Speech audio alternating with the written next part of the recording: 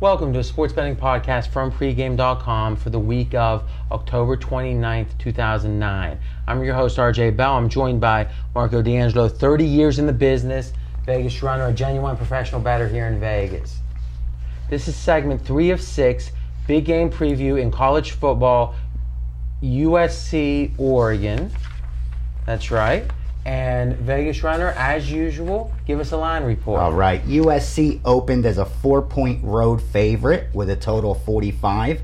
As of this morning, we're seeing USC -3 and a total of 47. So some money on the home team and a little money on the over. Okay, now USC is a public team, Definitely. and we always talk about it, is you can read these line moves. Sometimes they're setups for future buybacks. Sometimes they're genuine moves. Is betting against, on Oregon, on the underdog against a premier team is probably a genuine move. Yeah, now that it got down to a key number, too, you could pretty much... So we can safely say the wise guys like are the leaning dog towards Oregon. Okay, so we actually have free picks on or 3 of the games each week, and we've been on a great streak. Marco, you've been 7-2. VR, you're 4-1. I'm 4-2, all right here on pregame.tv. This is a game we don't have a pick on, so we're going to be actually giving away $10 at the end of the segment here. So, Marco, as a bettor, give us the one answer, the one factor that we need to be considering in this game. My factor in this game is value, and I think there's value in Southern Cal. Even though the line's coming down, the public, as you say, you're saying the wise guys are taking a stand. I feel a little bit differently the way I'm reading this game. As you know, as we said, Southern Cal's a public team. They're a public team that got a lot of action last week. The world was on Southern Cal because it was their revenge of the century game. Again, Oregon State, yeah. Okay, that was bet up all the way to 3 touchdowns. Bet to 3 touchdowns. A lot of people were on it. I think it was a huge mistake. If you go pure handicapping, revenge is a great motivator. And that was there for that game, but that's the only thing that was there for that game. Here was a team that was a 3-touchdown favorite returning home after playing Notre Dame on the road, national TV game that went down to the wire, and then go back out on the road this week to Oregon, basically their last stumbling block in the Pac-10. That was a sandwich game last week, Oregon State. And the public... All right, so the public was on the wrong handicap there, which you're saying the fact that those people lost money on that game and saw USC not look so good is giving us value this week on USC. Absolutely. All right, give us the key factor in your handicap on this game. Okay, I think it comes down to Oregon's been able to go to 6-1 and 5-2 ATS running the ball. That's their bread and butter, bottom line. Yep. Can they run the ball against USC, who's number 5 against the run in college football? I think that's what it's going to come down to. Is their running game good enough to do damage against USC? We don't want questions, we want answers, buddy. I don't think it is. I don't think anyone is going to be able to run on this USC team.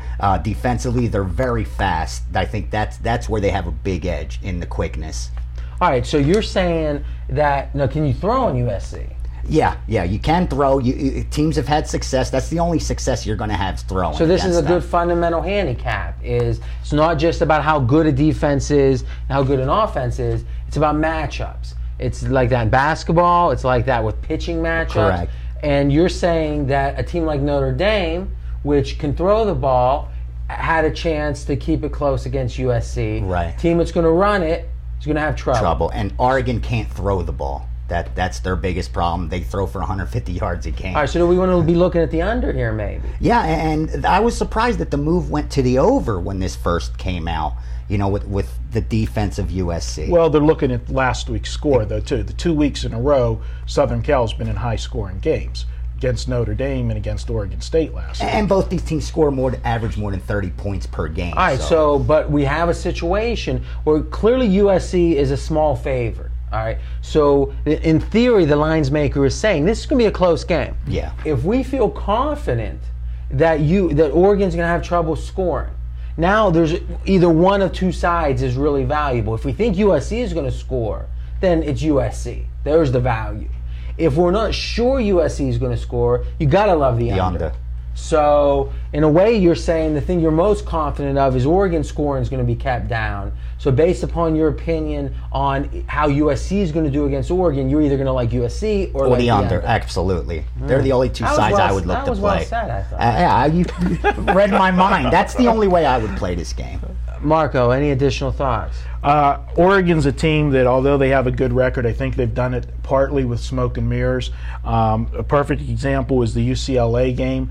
That game was, a tight game at the half. First 30 seconds, a 30-second span early in the second half, they scored 2 touchdowns in that game without touching the football. Oregon did to blow that game open. This is going to be a tough spot for them. I think the public's overreacting to the home dog here. Overreacting to the. So you're saying, this game being a little bit short in your mind, is it, and it could be a combination of this, 2 factors: USC's performance last week with a lot of people betting on them, Oregon being a little bit overrated. Is it a combination to you? That's the combination, yes, absolutely. Well said, sir. Wow, well. That's all I do here is yeah. reiterate. Summarize. Is summarize. I'm like a translator. For us, you need a translator. Well, because a lot of times when you're an aficionado and you're really technical, it's not as easy to communicate with the non-technical people. All right, so any other thoughts on this?